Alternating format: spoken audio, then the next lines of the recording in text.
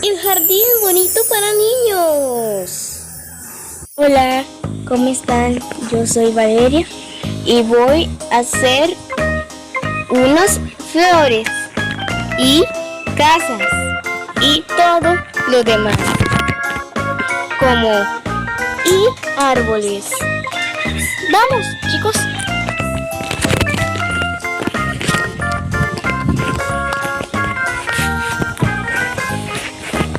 Ese es el árbol de limón.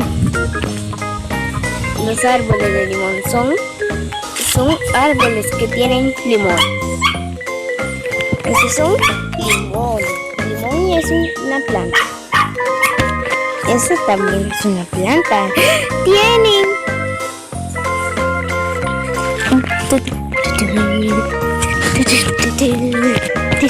Ese es el jardín.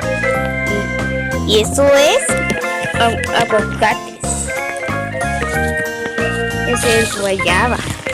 Y ese es zacate.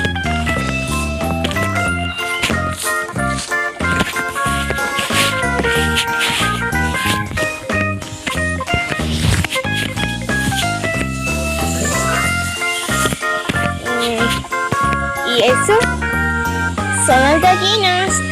Y hacen pa pa pa pa pa pa pa pa pa pa pa pa.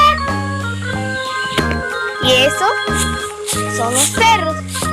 Ella se llama Frankie y ella se llama Lucy.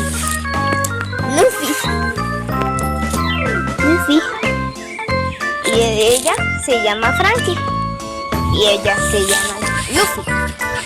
Y dice